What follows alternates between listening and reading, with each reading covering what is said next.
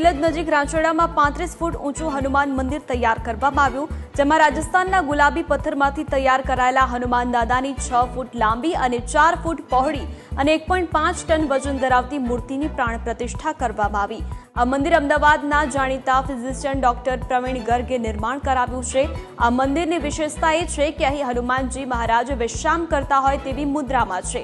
ડોક્ટરના મતે નીમ કરોલી બાબાએ તેમના સપનામાં આવીને હનુમાન મંદિર બનાવવા આદેશ કર્યો અને ભવ્ય મંદિરનું નિર્માણ થયું।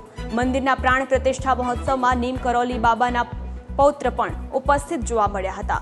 તો મંદિરમાં બિરાજમાન હનુમાનજીની ખાસ મૂર્તિ તૈયાર કરવામાં 2 મહિનાથી વધુનો સમય લાગ્યો।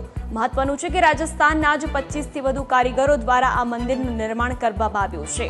તો પાતાળ લોકમાં હનુમાનજીએ અહીં રાવણનો વધ કરી રામ લક્ષ્મણને કેદમાંથી મુક્ત કરાવી વિશ્રામ કર્યો હતો। તે થીમ પર મૂર્તિ તૈયાર કરવામાં આવી છે, સાથે મકરધ્વજની પ્રતિમા પણ મૂકવામાં આવી છે। નીમ કરોલી બાબાના આશીર્વાદથી આજે હિન્દુસ્તાનનું ચોથું એવું દિવ્ય મંદિરની પ્રાણ પ્રતિષ્ઠા થઈ છે, જ્યાં હનુમાનજી વિશ્રામ કરતાની અવસ્થા છે।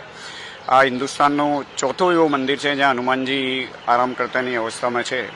આ 2 દિવસ પહેલાં આ મંદિરની બધે પ્રાણ પ્રતિષ્ઠા કરવામાં આવી હતી।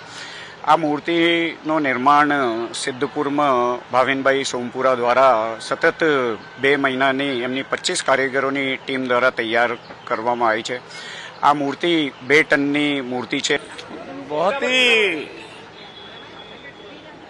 अच्छी अनुभूति हुई जब हम यहाँ आए, और प्राकृतिक सौंदर्य तो देखते ही बनता है। इस स्थान का बरगद का पेड़ है, बहुत पीपल है, पीछे सरोवर है, अशोक का पेड़ है, तो बहुत ही सुंदर आभास हो रहा है। ऐसा लग रहा है कि हनुमान जी खुद यहाँ विराजमान हो गए हैं।